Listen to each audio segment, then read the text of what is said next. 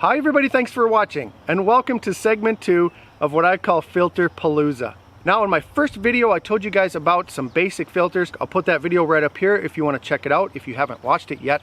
And today what I'm going to talk to you about is kind of a specialty filter from Polar Pro. And they're called gradient filters. If you haven't heard of gradient filters, I'm going to tell you all about them in just a second.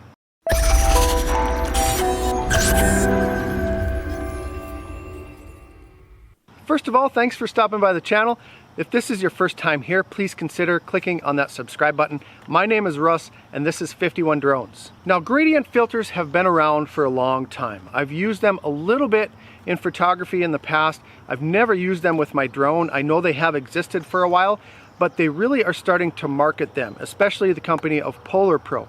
They're starting to push these out to drone enthusiasts, and for a good reason. They are a specialty item, but they come in really useful for one particular thing. Now, I think everyone should have a set of ND filters. ND filters really make your footage look a lot better. And there's a lot of different brands out there. Like I said, I've used Polar Pro for a long time now, and they all work great for getting that cinematic footage. You know, we can't dial in the aperture on our Mavic Air or on our Mavic Pro. And so we have to rely on ND filters to knock down some of the light so we can get that smooth cinematic footage. But the problem with ND filters is that when they knock down the light, they knock down the light for the entire image. And sometimes you don't want that. So if you're shooting at a 50% where your ground is half of the image and the sky is half of the image, and you put on an ND filter and then you meter for the ground because you want to record the detail in the ground, then if you're dialed in for the ground, that sky is going to be way overexposed and you're going to lose detail. On the other hand, if you want to record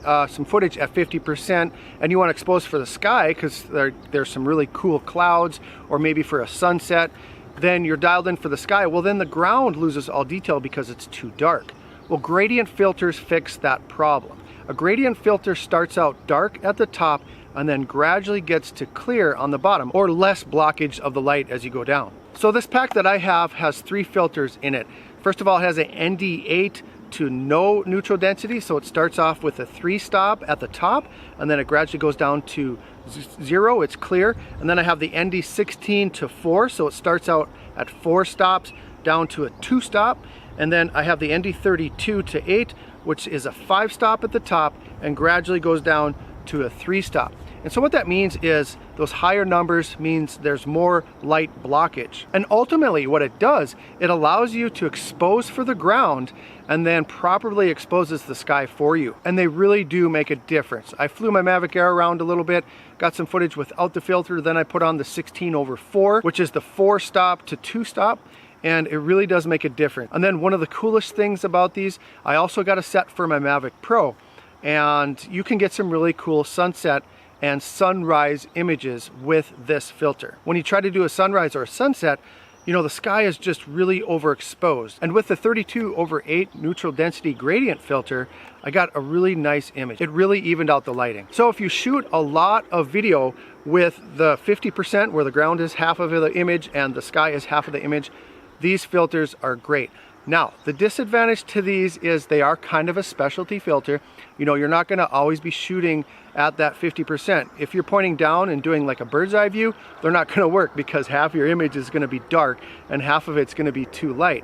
Or if you're just trying to get the sky, for instance, it's not going to work either. And so this is kind of a specialty situation.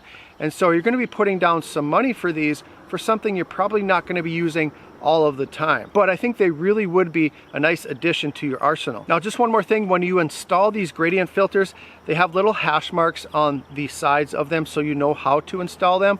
You know, for the Mavic Air and the Mavic Pro, they're both the same. They have a thick dash at the top, which shows you how to place it on your lens.